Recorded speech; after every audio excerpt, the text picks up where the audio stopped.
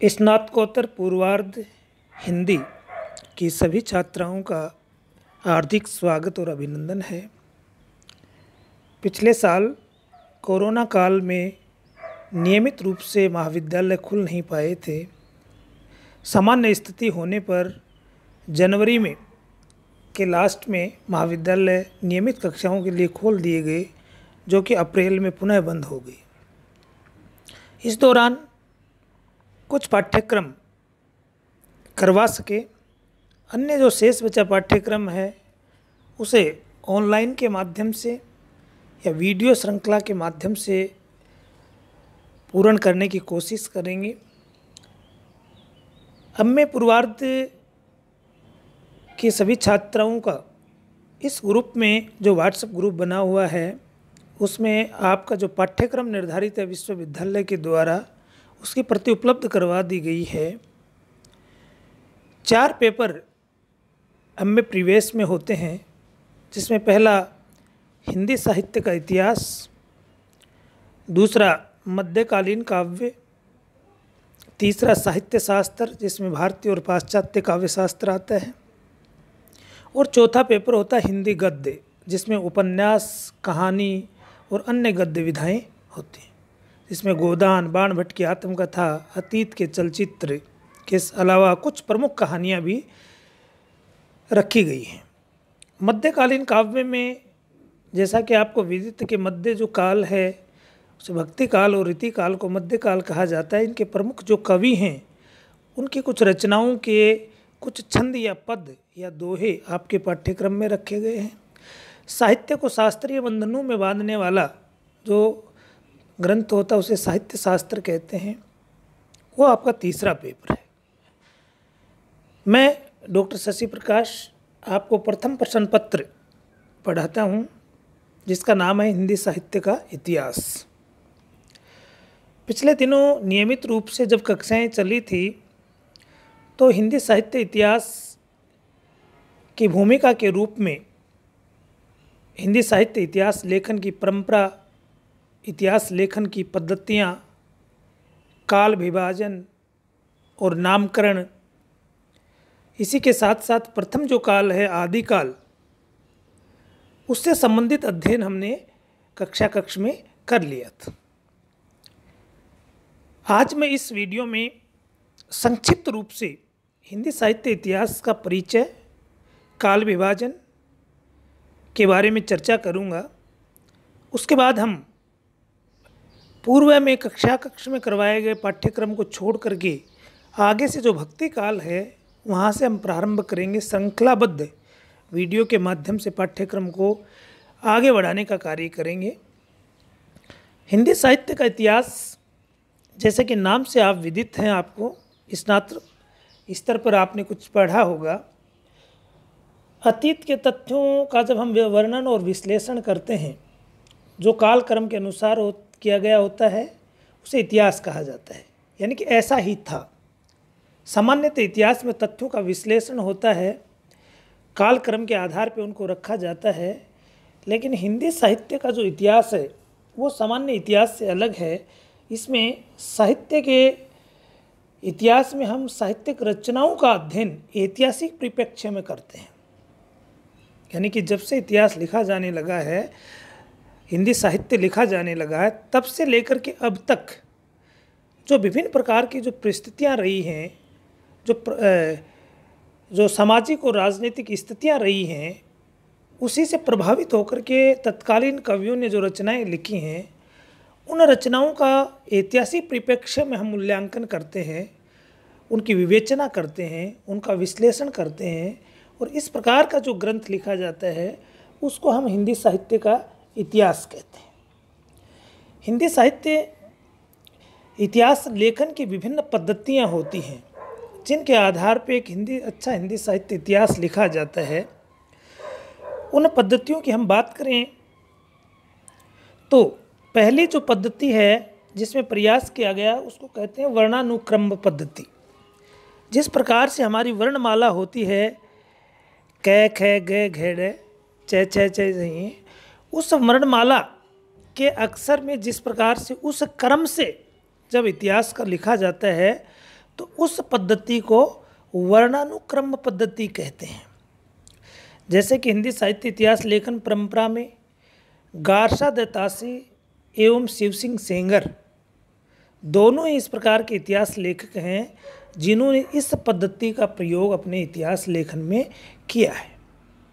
लेकिन यह जो पद्धति है वो अनुपयोगी है, दोषपूर्ण है, क्योंकि जैसे वर्णमाला में क अक्षर प्रारंभ होता है तो इसमें कैसे कबीर और कैसे केशवदास दोनों को एक साथ रख लिया जाता है, जबकि कबीर और केशवदास अलग अलग काल के कवि हैं। दूसरी जो पद्धति है उसको कहते हैं कालक्रम पद्धति, या कह सकते हैं कालानुक्रमी पद्धति या काल क्रमानुसारी पद्धति।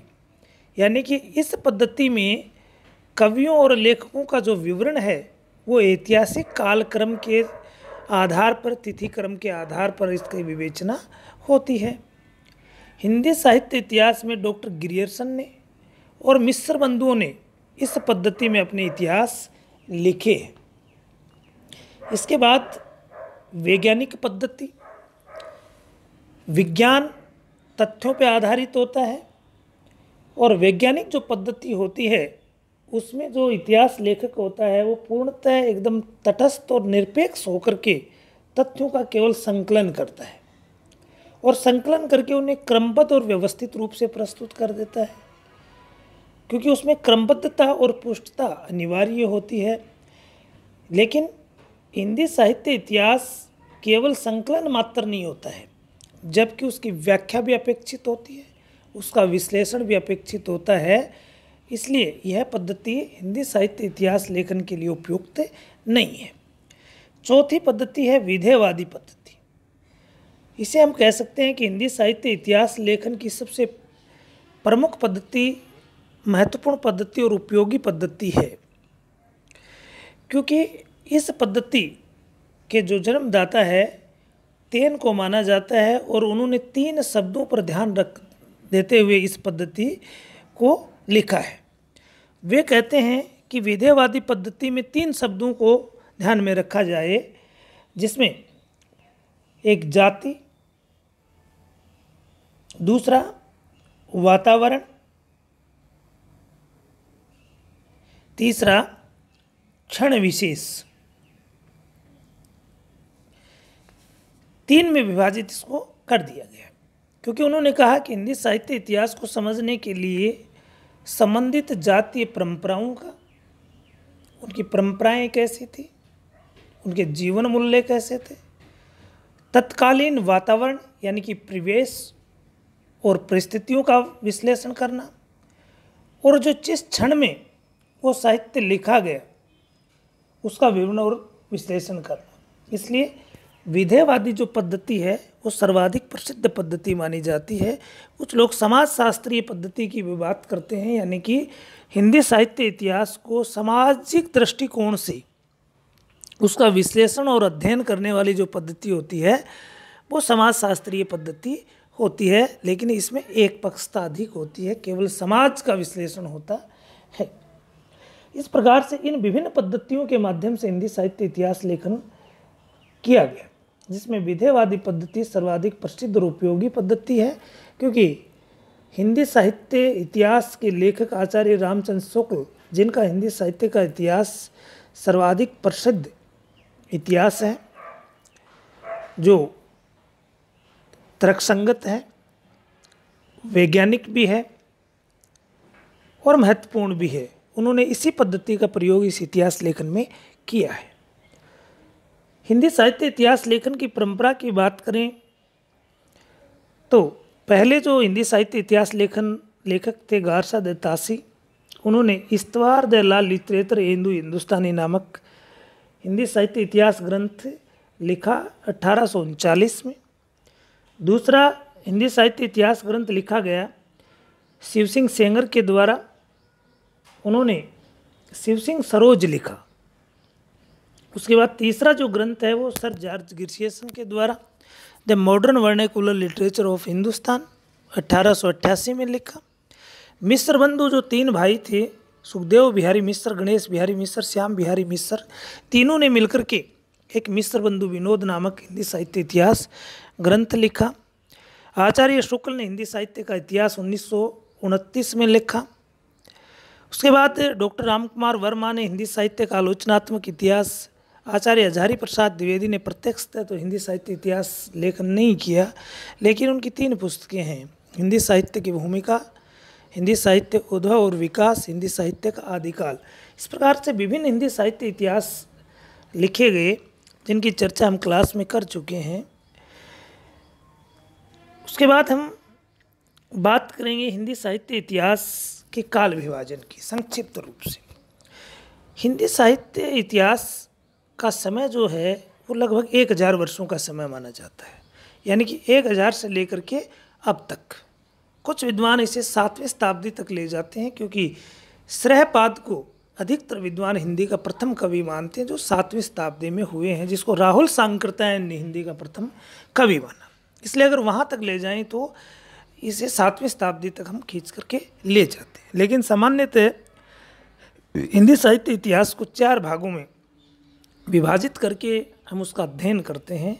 और विभाजन इसका इसलिए किया जाता है क्योंकि समय के साथ साथ परिस्थितियाँ बदलती हैं, परिवेश बदलता है, मनोवृत्तियाँ बदलती हैं, और हिंदी साहित्य इतिहास है वो मनोवृत्तियों से मिलकर के, उनसे प्रभावित होकर के लिखा जाता है। इसलिए बदलती मनोवृत्तियों और परिस्थितियों के साथ साथ हिंदी साहित्य इतिहास भी बदल जाता है। इसलिए एक ही काल में रख करके, एक ही साथ रख करके अध्ययन करना बड़ा मुश्किल होता है। इसलिए समान प्रवृत्तियों के आधार पर इसका काल विभाजन कर दिया गया है और उन्हीं प्रत्येक काल का एक नामकरण भी रख दिया गया है। इस दृष्टि से संपूर्ण हिंदी साहित्य इतिहास को 4 भागों में हमने विभाजित कर दिया है। पहला जो काल है वो आदिकाल है, जिसकी समय सीमा 1050 से 1375 विक्रम संवत में है। अगर ईस्वी सन की बात करें तो संवत में से अगर 57 वर्ष हम घटा दें तो ईस्वी सन निकल करके आ जाती है। जैसा कि पिछले दिनों चैत्र प्रतिपदा शुक्ला जो 13 अप्रैल को थी 2078 विक्रम संवत लगी है, जबकि ईस्वी सन है 2021 है। 78 में से 21 घटाएं तो 57 वर्ष घटाने पड़ते हैं। 78 में से 57 घटाएंगे तो 2021 आ जाएगी, तो 57 वर्ष घटा देने पे तो ये समय रहा आदिकाल का। फिर उसके बाद भक्ति काल आया और भक्ति काल की समय सीमा रही 1376 विक्रम संवत से 1700 संवत तक का समय रहा भक्ति काल का। इसमें भक्ति की प्रवृत्ति प्रधान थी। 1700 संवत से लेकर के 1900 संवत तक का जो काल था उसे हम रीति काल के नाम से जानते हैं। 200 वर्षों में रीतिकालीन काव्य लिखा गया जिसमें रीति की प्रवृत्ति प्रधान थी।